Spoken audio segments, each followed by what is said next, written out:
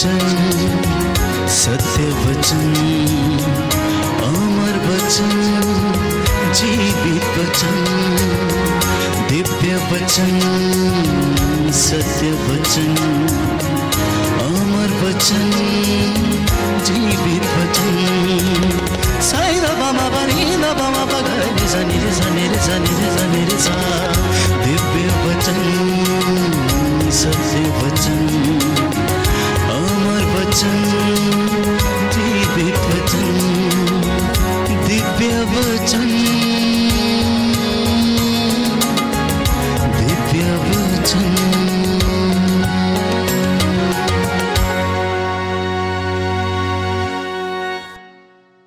पवित्र शास्त्र हमें बताता है कि प्रभु ये कहता है कि मेरी वाणी हथौड़े के जैसी है, जो चट्टान पर पड़ते ही उसे टुकड़े टुकड़े कर देती है। आज की सदी की विडंबना ये है कि लोगों को अपने धर्मशास्त्र का ज्ञान नहीं है। वो प्रभु की बातों को सुनना नहीं चाहते हैं, और यदि सुनते हैं तो उन पर चलना नहीं चाहते हैं, और यदि चलने का प्रयास भी करते हैं तो लोग उन्हें भटका देते हैं और वे भटक जाते हैं। इसलिए प्रभु का वचन हमें बताता है कि स्तोत्रकार कहता है कि तेरी शिक्षा की व्याख्या मुझे क्या प्रदान करती है? जीवन प्रदान करती है, मेरा पथ प्रदर्शन करती है, मेरा पथ आलोकित करती है। इसलिए आज का जो वचन परमेश्वर ने दिया है वो ये है कि प्रभु ने कहा कि मेरे बच्चों से कहो कि ये मेरी इच्छा पर चलना सीखें। तो आज का जो पहला संदेश प्रभु देना चाहता है वो ये है कि विश्वासी प्रभु की इच्छा पर चलना सीखें। विश्वासी प्रभु की इच्छा पर चलना सीखें। दूसरा संदेश प्रभु देना चाहता है कि आप और मैं उसके सानिध्य में रहना सीखें। और संत योहन लिखता है अध्याय 15 में कि जो मुझ में रहता है मैं उसमें रहता हूं। प्रभु यीशु ने कहा, प्रभु यीशु ने कहा जो मुझ में रहता है मैं उसमें रहता हूं, और जो मुझ में रहता है वो बहुत अधिक फल उत्पन्न करता है, क्योंकि मुझसे अलग रहकर तुम कुछ भी नहीं कर सकते। एक विश्वासी के लिए, प्रभु के मार्ग पर चलने वाले व्यक्ति के लिए, एक अनुयायी के लिए प्रभु से जुड़े रहना अनिवार्य है। एक मनुष्य के लिए इस धरती पर रहते हुए भी परमेश्वर से, परमेश्वर के वचन से जुड़े रहना अनिवार्य है। प्यारे भाई और बहनों, हालेलुया, हालेलुया, हालेलुया, हालेलुया। हे प्रभु यीशु, हे प्रभु यीशु, मैं वादा करता हूँ कि मैं आपके साथ जुड़ा रहूंगा। Hallelujah, hallelujah, hallelujah, hallelujah. एक तीसरी मुख्य बात है कि परमेश्वर को हम उतना बड़ा देखें जितना बड़ा वो है। मैं बार बार आप लोगों से यही आग्रह करता हूं, You should see the Lord as big He is। उसे हम अपने विचारों के अनुसार नहीं, परंतु जैसा वो है, जैसा धर्मशास्त्र बताता है, हम उसे वैसा देखने की कोशिश करें। वो जितने बड़े काम कर सकता है, हम उतने बड़े कामों को देखने की कोशिश करें। वो जो रहस्य और चमत्कार दिखा सकता है, प्रकट कर सकता है, हम उसे उसी तरह से देखने की कोशिश करें। हम परमेश्वर के मार्ग पर जब चलते हैं तो परमेश्वर की इच्छा के अनुसार चलने की हम कोशिश करें। परमेश्वर के हृदय में अपने आप को समर्पित करें। अन्यथा बाइबल कहती है कि मनुष्य को इससे क्या लाभ यदि वो सारा संसार प्राप्त कर ले परंतु अपनी आत्मा गंवा दे, अपना जीवन गंवा दे। क्या लाभ है उसे? हम किसके लिए प्रयत्न करते हैं? हम क्यों प्रयत्न करते हैं? इस जीवन में हमारा उद्देश्य क्या है? What is the purpose of our life on this earth? हम वचनों को सुनना पसंद नहीं करते हैं। कोई भी व्यक्ति आज ईश्वर की वाणी पर ध्यान देना नहीं चाहता, इसलिए नबी यशाया लिखता है कि मेरी वाणी कान लगाकर सुनो, ध्यान पूर्वक सुनो, सावधानी से इसका पालन करो। और ये तुम्हें जीवन प्रदान करेगी। बोले आमेन। आमीन। Hallelujah, hallelujah. हालेलुया। हालेलुया। यीशु की स्तुति हो, यीशु की स्तुति हो। यीशु को धन्यवाद, यीशु को यीशु धन्यवाद। की आराधना हो, यीशु की आराधना हो। यीशु की आराधना हो, यीशु की आराधना हो। यीशु की महिमा हो, यीशु की महिमा हो। यीशु को धन्यवाद। यीशु को धन्यवाद। हालेलुया। हालेलुया। क्योंकि बाइबल में बताती है कि जिस तरह पानी और बर्फ आकाश से उतरकर भूमि को सींचे बिना और उसे उपजाऊ बनाए बिना, हरियाली से ढके बिना वहाँ नहीं लौटते, जिससे कि बीज बोने वाले को बीज और खाने वाले को अनाज दे सकें, उसी तरह परमेश्वर कहता है मेरी वाणी भी है। जब वो बोली जाती है, जब सुनाई जाती है, तो अपना उद्देश्य पूरा करके वो वापस लौटती है। इस वक्त आप में से बहुत सारे लोग मेरे साथ ऑनलाइन कनेक्टेड हैं और वचन सुन रहे हैं। प्यारे भाइयों और बहनों, इन 1500 लोगों में से अगर किसी एक व्यक्ति के मन को भी ये वचन छू लेता है और वो प्रायश्चित कर लेता है, तो प्रभु का वचन सफल हो गया और अपना उद्देश्य उसका पूरा हो गया। आप सुनने वालों में से कोई एक व्यक्ति भी अपने गलत रास्तों को छोड़कर परमेश्वर की ओर अभिमुख हो जाता है, तो परमेश्वर की वाणी प्यारे भाइयों और बहनों फल उत्पन्न करती है और अपना वचन पूरा करती है, अपना उद्देश्य पूरा करके लौटती है। इसलिए हम बार बार पढ़ते हैं कि आकाश और पृथ्वी टल जाए तो टल जाए, प्रभु कहता है मेरी वाणी का एक मात्रा और बिंदु भी पूरा हुए बिना नहीं टलेगा। इसलिए प्रभु ये कहता है कि हे मानव, हे इंसान, तू सावधान रह, तू सावधान रह। तेरी हर निकम्मी बात का जवाब तुझसे लिया जाएगा, तेरे आचरण का लेखा तुझसे मांगा जाएगा, क्योंकि जो शास्त्रों में लिखा है, जो बाइबल में लिखा है, उसका पूरा हो जाना अनिवार्य है। अगर बाइबल में यह लिखा है प्रकाशित वाक्य में कि तेरे कर्मों के अनुसार तेरा न्याय किया जाएगा, तो ये सत्य है और ऐसा ही होगा। जीवन की पुस्तक खोली जाएगी और हमारे सामने पढ़ा जाएगा, हमारे अच्छे और बुरे कर्मों को पढ़कर सुनाया जाएगा। ये परम सत्य है, क्योंकि ये पवित्र बाइबल का वचन है, ये पूरा हुए बिना नहीं टलेगा। यीशु ने यदि कहा कि मैं तुम्हें जीवन दूंगा, जो मेरे पास आएगा अंधकार में नहीं भटकेगा, तो ये भी परम सत्य है, क्योंकि उसने कहा मार्ग, सत्य और जीवन मैं हूं। हमें पानी की आवश्यकता है प्यारे भाइयों और बहनों, हमें हवा की आवश्यकता है जीने के लिए। और प्रभु ये कहता है संजीवन जल का झरना मैं हूं, मैं जीवन देने वाली रोटी मैं हूं, रास्ता दिखाने वाला मार्ग मैं हूं, और जो उसके ऊपर चलता है वो अनंत जीवन प्राप्त करेगा। बोले amen. Hallelujah, hallelujah, hallelujah, hallelujah, hallelujah, hallelujah. इसलिए अपने आप को समर्पित करने की आवश्यकता है। आज इंसान भटका हुआ है, इंसान अपने ही कामों में फंसा हुआ है, अपनी ही दीन दुनिया में मस्त है, दुनियादारी में, लेन देन में, रोज अपने ही कार्यों में मस्त रहता है। नूह के दिनों में भी ऐसा ही हुआ। नूह को परमेश्वर ने पहले से आगाह किया था, क्योंकि वो धर्मी व्यक्ति था, और उससे कहा कि आज से 40 दिन के बाद लगातार 40 दिन और 40 रात तक वर्षा होगी और जल प्रलय आएगा।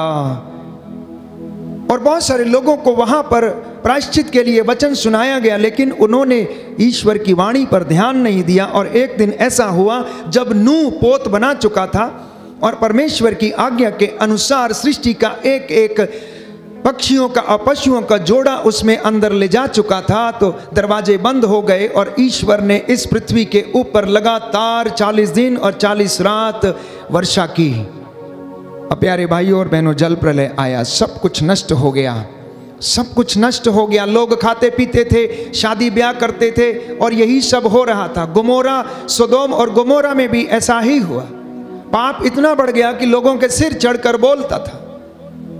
हर तरीके के अश्लीलता, पशुगमन और अनेक प्रकार के लोभ, लालच, व्यभिचार और अश्लीलता उस जगह पर थी। परमेश्वर को यह देख के बड़ा दुख हुआ कि परमेश्वर ने जिस व्यक्ति को इतना सुंदर बनाया था, स्वर्गदूतों से थोड़ा ही छोटा बनाया था, अपने प्रतिरूप बनाया था, ये व्यक्ति क्या ऐसे घृणित काम कर सकता है। एक सुंदर दाखलता उसने लगाई थी, ये कड़वी कैसे हो गई है, जंगली कैसे हो गई, और ये कड़वे फल कैसे देने लगी है, इसलिए उसने कहा कि मैं इसका सर्वनाश कर दूंगा, मैं इसका सर्वनाश कर दूंगा।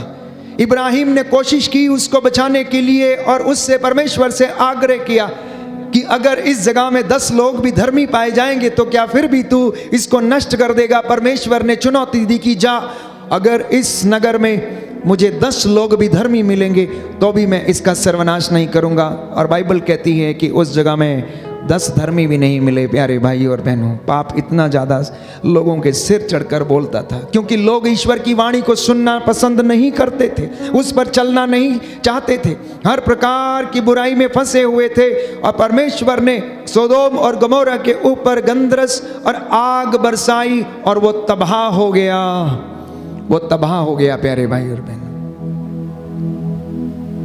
लेकिन इसके विपरीत निनवे के शहर के लोगों को जब प्रायश्चित का संदेश सुनाया गया, उनसे भी यही कहा गया था कि आज से 40 दिन के बाद निनवे शहर नष्ट कर दिया जाएगा, इसलिए प्रायश्चित करो और परमेश्वर की ओर अभिमुख हो जाओ, अभी भी समय है, लौट कर चले आओ, ये दिन बुरे हैं, पता लगाओ कि कौन सी बातें परमेश्वर को प्रिय हैं। उन्होंने स्वीकार किया, नबी योनस के द्वारा ये वाणी उन्हें सुनाई गई और उन्होंने परमेश्वर की वाणी पर ध्यान दिया। छोटे से लेकर बड़े तक, राजा से लेकर रंक तक, सब ने टाट ओढ़कर राख के ढेर पर बैठकर प्रायश्चित किया, क्योंकि यशायाह नबी का ग्रंथ अध्याय 30 पद संख्या 15 में स्पष्ट करता है, प्रायश्चित और स्वीकृति में तेरा कल्याण है। Your salvation lies in repentance and forgiveness. Your salvation lies in repentance and forgiveness. आपका उद्धार प्यारे भाइयों और बहनों प्रायश्चित में है, आपका उद्धार क्षमा करने में है, क्योंकि यीशु ने कहा यदि तू क्षमा करेगा तो तुझे भी क्षमा किया जाएगा, यदि तू क्षमा करेगा तो तुझे भी क्षमा किया जाएगा, तू यदि दोष नहीं लगाएगा तो तुझ पर भी दोष नहीं लगाया जाएगा, तू अगर देगा तो तुझे भी दिया जाएगा, ऊपर उठी हुई पूरी की पूरी नाप तेरी झोली में डाल दी जाएगी। इसलिए बाइबल कहती है ईमानदारी और वफादारी को अपने गले में क्या कर दो, पट्टा बांध के पहन लो। जैसे कोई व्यक्ति चेन में लॉकेट डाल के पहनता है, उस तरीके से ईमानदारी और वफादारी, विनम्रता और पवित्रता ये अपने से दूर ना करो, क्योंकि इसके अभाव में कोई भी ईश्वर के दर्शन नहीं कर सकता। No one can see the lord without holiness and repentance. पवित्रता और विनम्रता के अभाव में कोई भी ईश्वर के दर्शन नहीं कर सकता है। Hallelujah, hallelujah. इसलिए आज का वचन आपके लिए है, आज का वचन आपके उद्धार के लिए है, आज का वचन आपके घर के लिए है, क्योंकि यीशु कोई साधारण शिक्षक नहीं है, यीशु कोई साधारण गुरु नहीं है, यीशु कोई पैगंबर नहीं है, यीशु कोई संत महात्मा नहीं है जो हम उसकी बातों को सुने और वाहवाही करें। वो मुक्तिदाता है, एकमात्र मुक्तिदाता, जिसके विषय में बाइबल हमें बताती है, जिसके विषय में इतिहास गवाह है, जिसके विषय में लिखा गया है। बाइबल बताती है कि उसने चमत्कार दिखाए, उसकी कब्र आज भी खाली है, वो कुंवारी मरियम से जन्म लिया, उसने काट के ऊपर अपने प्राण न्यौछावर किए, उसकी बगल में भाला मारा गया और उसने अपने प्राण त्यागे। मेरे और आपके गुनाहों के लिए उसने प्रायश्चित किया, क्योंकि यहूदियों की प्रथा में ये धारणा थी कि पशुओं का रक्त की बलि अर्पित करने से पाप हरे जाते हैं। ये पुरानी व्यवस्था में धारणा थी, लेकिन नई व्यवस्था में जब हम देखते हैं कि ईश्वर इमैनुअल बनकर यीशु के रूप में इस दुनिया में आया, तो उसी प्रथा को प्रभु ने सार्थक सिद्ध करते हुए उन प्राणों को न्यौछावर कर दिया, क्योंकि किसी जीवित व्यक्ति के प्राण ही प्यारे भाइयों और बहनों दूसरे को जीवन दे सकते हैं। किसी जीवित व्यक्ति के प्राण ही दूसरों को जीवन दे सकते हैं, किसी जीवित व्यक्ति का लहू ही दूसरों को जीवन दे सकता है, मरे हुए का नहीं। हमारा परमेश्वर मरा हुआ नहीं, हमारा परमेश्वर जीवित परमेश्वर है। बाइबल हमें बताती है कि बकरों और सांडों का रक्त पापों को नहीं हर सकता है, बकरों और सांडों का रक्त पापों को नहीं हर सकता है। ये यहूदियों की धारणा थी, उनकी प्रथा थी। पुरानी व्यवस्था में हम पढ़ते हैं, इसलिए वे लोग याजकों के पास जाकर इस तरीके के बलिदान दिया करते थे। और जब बलि चढ़ाई जाती थी प्यारे भाइयों और बहनों, तो याजक उस मेमने का रक्त लेकर लोगों पर छिड़कता था। अब वो रक्त यीशु मसीह का सारी दुनिया के ऊपर छिड़का गया है, केवल एक व्यक्ति के ऊपर नहीं, केवल मसीहों पर नहीं, लेकिन हर उस व्यक्ति पर जो उस पर ईमान लाएगा, सबके लिए उसका लहू जो है वो बहा दिया गया। बोलिए आमेन, आमेन, हालेलुया, हालेलुया, हालेलुया, हालेलुया। यीशु की स्तुति हो, यीशु की स्तुति यीशु हो, को धन्यवाद, यीशु को धन्यवाद, यीशु की आराधना हो, यीशु की आराधना यीशु हो, की महिमा हो, यीशु की महिमा यीशु हो, को धन्यवाद, यीशु को धन्यवाद, हालेलुया, हालेलुया। इसलिए हम बाइबल में पढ़ते हैं कि प्रभु यीशु ईश्वर का पुत्र है। वो आदि है, अंत है, अल्फा है, ओमेगा है। ईश्वर ने उन्हें धरती के ऊपर, आकाश के नीचे सारा अधिकार प्रदान किया है। फिलिपियों के पत्र अध्याय 2 पद संख्या 8 और उससे आगे हम पढ़ते हैं, सारी सृष्टि उसके अधीन है।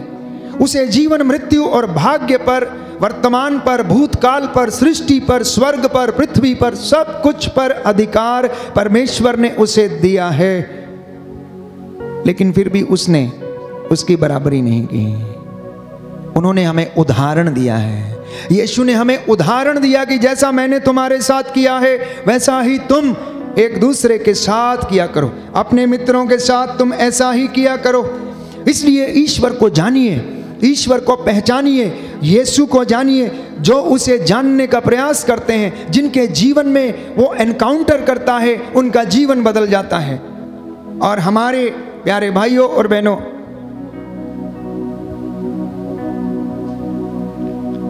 हमारे जीवन में हम देखते हैं कि ऐसे कई लोग हैं जिनका जीवन परमेश्वर ने बदल दिया। और उनमें से एक साधु सुंदर सिंह की हम बात करते हैं, जिनका कि जीवन बदल गया जब उन्होंने यीशु मसीह को जानना चाहा, देखना चाहा, उनके विषय में जानना चाहा, उस खोज को करना चाहा, उस मुक्ति को प्राप्त करना चाहते थे जो अन्यत्र उन्हें कहीं ना मिली। और यीशु ने उन्हें अपना अनुग्रह प्रदान किया, अपना अनुभव उन्हें प्रदान किया और उनका पूरा जीवन बदल गया।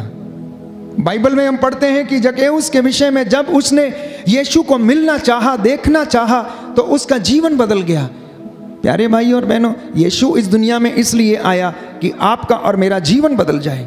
यीशु इसलिए इस दुनिया में आया कि हम सत्य को जान जाएं। यीशु इसलिए इस दुनिया में आया कि हम सत्य को जाने और सत्य हमें स्वतंत्र करे। यीशु इसलिए इस दुनिया में आया ताकि मैं और आप पाप की गुलामी से आज़ाद रहें, शैतान का हमारे ऊपर कोई वश ना चले। और इसलिए बाइबल कहती है कि उसने मौत पर फतह पाया, उसने क्रूस पर अपने प्राण निछावर कर दिए। इसलिए संत पौलुस कहता है, ओ मृत्यु कहाँ है तेरी विजय, कहाँ है तेरा दंश? क्योंकि इस दुनिया का सबसे कड़वा सच जो है वो मृत्यु है। इस दुनिया का सबसे कड़वा सच जो है वो मृत्यु है। लेकिन यीशु ने मृत्यु पर फतह पाया।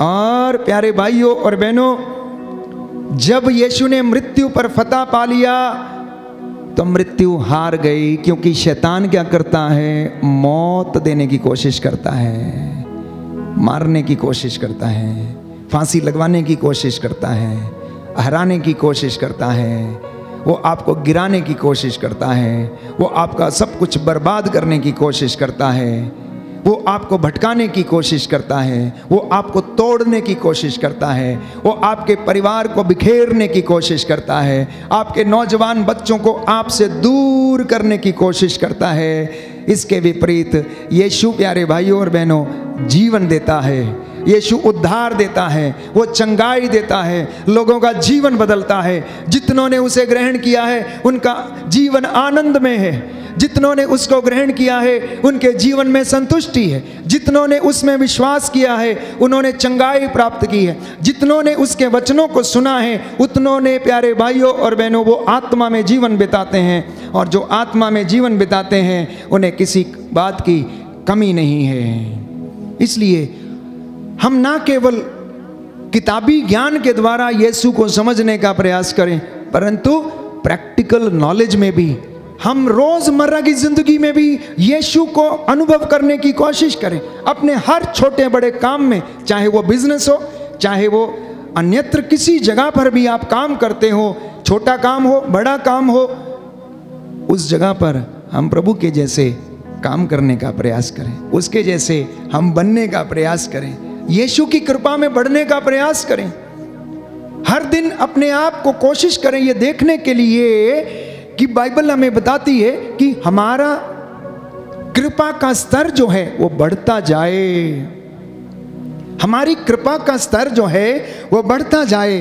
तो इससे हमें पता लगेगा कि हम परमेश्वर के अनुग्रह में बढ़ रहे हैं। लेकिन अगर हमारे जीवन में ये फल दिखाई नहीं देता है तो वास्तव में हम अनुग्रह में बढ़ नहीं रहे हैं। इसलिए प्यारे भाइयों और बहनों, रोज़मर्रा की ज़िंदगी में यीशु की बातों को अनुभव करने का, उसकी कृपा में बढ़ने का प्रयास करें। Hallelujah, hallelujah. यीशु की स्तुति हो, यीशु की स्तुति यीशु हो, को धन्यवाद, यीशु को धन्यवाद, यीशु की आराधना हो, यीशु की आराधना, यीशु की महिमा हो, यीशु की महिमा, यीशु को धन्यवाद। यीशु को तो सबसे धन्यवाद। पहली बात, प्रभु की वाणी पर ध्यान दें, प्रभु की वाणी पर ध्यान दें। जब हम उसकी वाणी को सुनते हैं तो वो हमें जीवन में आत्मा से भरपूर करती है और हमें जीवन प्रदान करती है। क्योंकि लिखा है यशायाह नबी का ग्रंथ अध्याय 55 पद संख्या 3 में, कान लगाकर सुनो और मेरे पास आओ, मेरी बातों पर ध्यान दो और तुम्हारी आत्मा को जीवन प्राप्त होगा। कहता है मेरी बातों पर ध्यान दो और तुम्हें क्या होगा? जीवन प्राप्त होगा। नीति वचन सूक्ति ग्रंथ अध्याय 4 पद संख्या 20 में लिखा है कि पुत्र मेरी बातों पर ध्यान दो, कान लगाकर मेरी शिक्षा को सुनो, उसे अपनी आंखों से ओझल न होने दो, उसे अपने हृदय में संजोए रखो और वह तुम में नवजीवन का संचार करेगी, वह तुम्हारे शरीर को स्वस्थ रखेगी। बोलिए आमेन, आमेन, हालेलुया, हालेलुया। प्रभु का वचन कहता है, प्रभु का वचन कहता है, पुत्र मेरी बातों पर ध्यान दो, पुत्र मेरी बातों पर ध्यान दो, कान लगाकर मेरी शिक्षा सुनो, कान लगाकर मेरी शिक्षा सुनो, उसे अपनी आंखों से ओझल ना होने दो, उसे अपनी आंखों से ओझल ना होने दो, उसे अपने हृदय में संजोए रखो, उसे अपने हृदय में संजोए रखो, वह तुम में नवजीवन का संचार करेगी, वह तुम में नवजीवन का संचार वह करेगी, तुम्हारे शरीर को स्वस्थ रखेगी। और तुम्हारे शरीर को स्वस्थ रखेगी। Hallelujah, hallelujah, hallelujah, hallelujah. कितनी अच्छी बात है, कितना सुंदर मंत्र है। जीवन चाहते हैं, कहता है मेरी बातों को सुनो। स्वास्थ्य चाहते हैं, कहता है मेरी बातों को ध्यान से सुनो, उसको अपनी आंखों से ओझल ना होने दो, मेरी शिक्षा पर ध्यान दो, देखो मैं तुम्हें जीवन प्रदान करूंगा। क्यों? क्योंकि मेरी शिक्षा तुम्हें क्या करती है?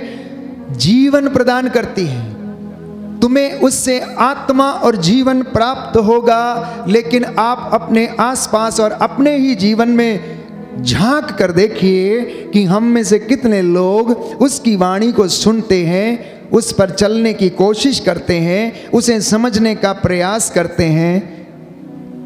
क्योंकि हम ऐसा नहीं करते, इसलिए हम स्वस्थ नहीं रहते, हमारा मन अशांत रहता है, हमारा मन प्रलोभन में भटकता है, हमारा मन अनेक प्रकार की बुराइयों में फंस जाता है और हम आशीष से वंचित हो जाते हैं। हम कृपा में बढ़ नहीं पाते हैं, हमारी कृपा का लेवल, ग्रेस का लेवल जो है वो बढ़ता नहीं है।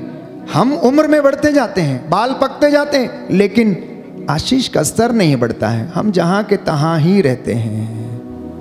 बाइबल कहती है वयोवृद्ध वही है जो ईश्वर की शिक्षा पर ध्यान लगाता, उसे अपने हृदय से संजोए रखता है, पूरी श्रद्धा और भक्ति से दृढ़ता पूर्वक उसकी शिक्षा का पालन करता है, वही वयोवृद्ध है, वही उद्धार प्राप्त करेगा।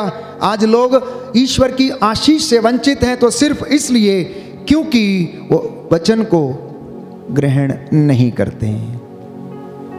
इसलिए यीशु ने एक सुंदर दृष्टांत सुनाया। एक बीज बोने वाला बीज बोने निकला। बोते बोते कुछ बीज जो थे अच्छी भूमि पर गिरे और कुछ रास्ते के किनारे कंकड़ वाली भूमि पर गिरे और कुछ झाड़ियों में गिरे। जो इधर उधर रास्ते के किनारे जल्दी से उग आए, सूरज का ताप लगने से जल्दी मुरझा गए क्योंकि उनमें जड़ गहरी नहीं थी। कुछ जो कांटों में गिरे, झाड़ियाँ बड़ी हो गईं और उन्होंने क्या किया, जैसे ही वो बड़े होने लगे ऊपर से दबा दिया। लेकिन कुछ जो अच्छी भूमि पर गिरे थे वो उगे, पौधा बना और उनमें से कोई 60 गुना, कोई 70 गुना और कोई 100 गुना फल लाया। प्यारे भाई और बहनों, हमारा हृदय ये वो भूमि है जिस पर ये बीज बोया जाता है। पथरीली भूमि ये वो भूमि है, कठोरता की भूमि, कठोरता की भूमि, जो वचन सुनते तो हैं लेकिन कठोर हृदय के हैं, इसलिए उस पर चलने का प्रयास नहीं करते, उसे ठुकरा देते हैं। झाड़ियाँ, जंगली झाड़ियाँ, कटीली झाड़ियाँ इस संसार के प्रलोभन है, माया जाल है जो इस वचन को बढ़ने नहीं देता है। लेकिन किसान ने जो बीज बोया था प्यारे भाइयों और बहनों, वो तो अच्छा ही बीज बोया था। किसान जब बीज बोता है तो वो निश्चित करता है कि उसका एक एक दाना अच्छा हो, लेकिन बीज में, हर दाने में अपनी क्षमता है। आप इतने लोग वचन सुन रहे हैं, आपका हृदय अलग अलग क्षमता वाला हृदय है और अलग अलग तरीके से ये क्या करता है, फल उत्पन्न करता है। कोई 60 गुना तो कोई 70 गुना, कोई 100 गुना, सब में अलग अलग फल देने का प्रयास करता है।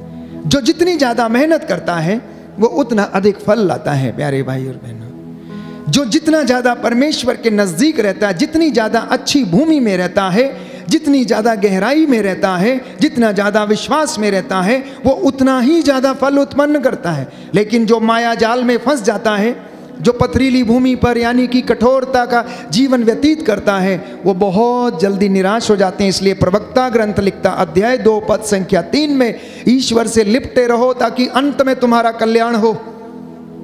कुछ लोग सोचते हैं अभी कल्याण हो जाए, अभी मिल जाए। प्रवक्ता कहता है तुम ईश्वर से लिपटे रहो ताकि अंत में तुम्हारा कल्याण हो।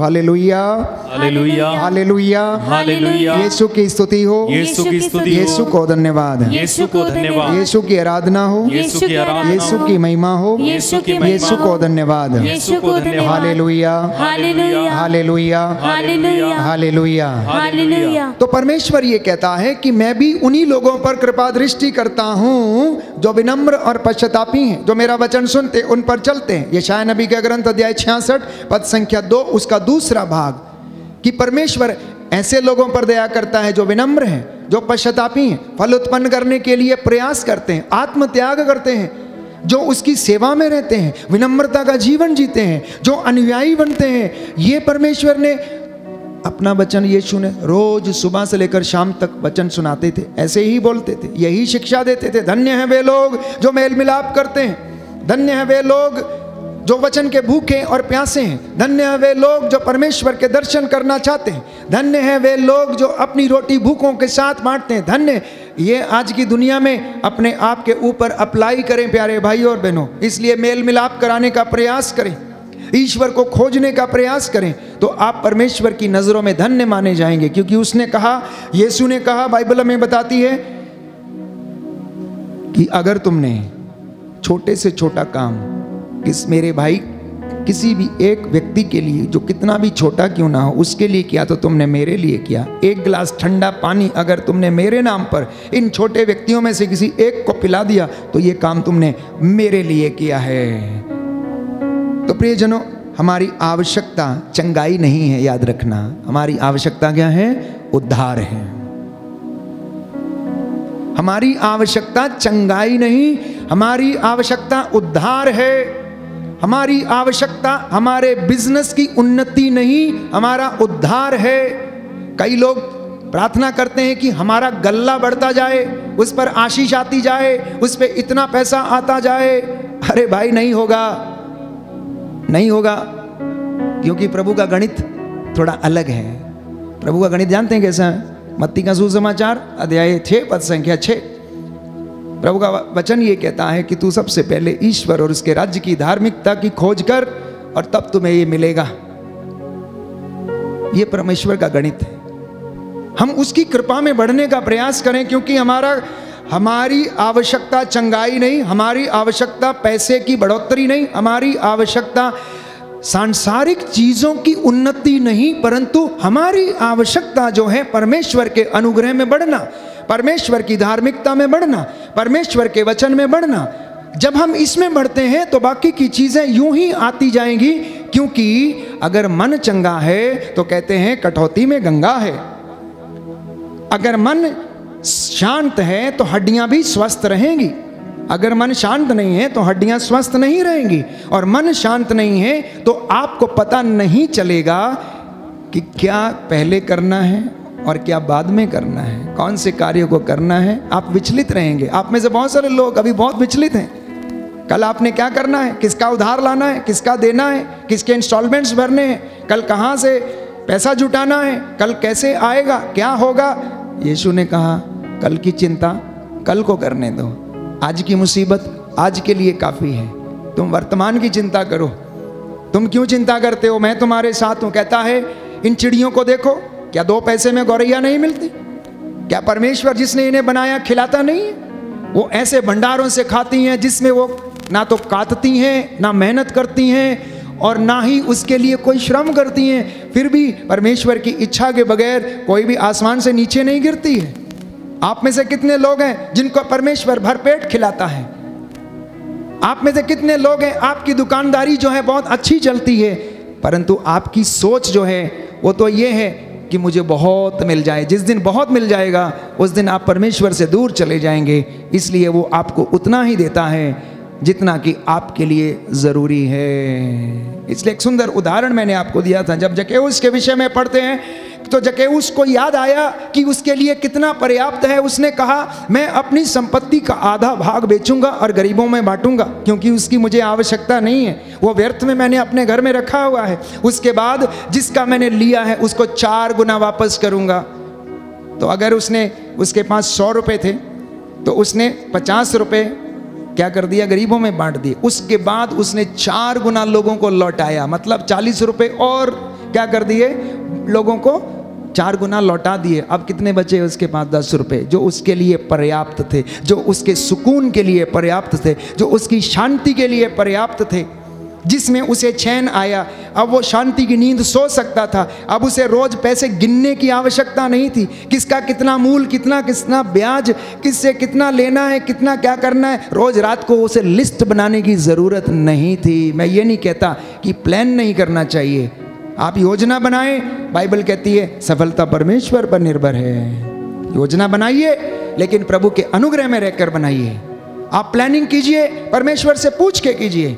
आप अपनी योजनाओं को सार्थक सिद्ध करना चाहते हैं, बशर्ते कि परमेश्वर आपके साथ है और वो वादा करता है अगर तू मेरे साथ रहेगा तो मैं भी तेरे साथ रहूँगा, अगर तू मुझ में रहेगा तो मैं तुझ में रहूँगा। देख मैं तेरे घर के सामने तेरे द्वार पर खड़ा हूँ, खटखटा रहा हूँ, तू द्वार खोलेगा तो मैं तेरे घर में प्रवेश करूँगा। बोलो आमीन, आमीन, hallelujah, hallelujah, hallelujah, hallelujah, hallelujah, hallelujah. तो इसलिए वचन सुनते रहिए और उस पर चलने की कोशिश कीजिए।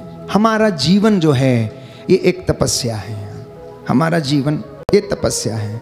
अनुग्रह कमाना एक दिन का काम नहीं है, इसके लिए तपस्या करनी है। हर दिन अपने आप को ट्रेन करना है। Every day we need to train ourselves to receive the anointing. दूसरी बात, नित्य प्रतिदिन धन्यवाद और प्रायश्चित के निवेदन प्रभु को आप लोग समर्पित करते रहें। और चौथी बात मैंने आपसे कही कि परमेश्वर के अनुग्रह में आप बढ़ें और उसको अनुभव करें। और मैंने आपसे कहा कि परमेश्वर की इच्छा पर आप लोग चलने का पूरा प्रयास करें। 5वीं बात, प्रभु के सानिध्य में रहने की कोशिश करें। 6वीं बात, परमेश्वर को ऐसा देखें जैसा वो है। और 7वीं बात, अपने आप को ईश्वर को समर्पित करें, अपने परिवार को समर्पित करें, क्योंकि हम उसके बिना अधूरे हैं। क्योंकि यीशु ने कहा मुझसे अलग रहकर तुम कुछ भी नहीं कर सकते। 8वीं बात, ईमानदारी और वफादारी को आप अपने गले में पहन लें। 10वीं बात, 9वीं बात, प्यारे भाई और बहनों, प्रभु का घर बनाते जाइए। जैसा वो चाहता है वैसा करते जाइए और आपका घर भी बनता जाएगा। और जैसा आप चाहते हैं आपकी योजना को भी वो पूरा करता जाएगा। आमीन। पवित्र आत्मा ने हमें इस वचन को सुनने और समझने का वरदान दिया है। व्यवहारिक शिक्षा, आध्यात्मिक शिक्षा, वचन में बढ़ने की शिक्षा, परमेश्वर का अनुग्रह प्राप्त करने का ज्ञान प्रभु ने हमें दिया है। आइए हम धन्यवाद करें, प्रभु हमें आशीष प्रदान करें।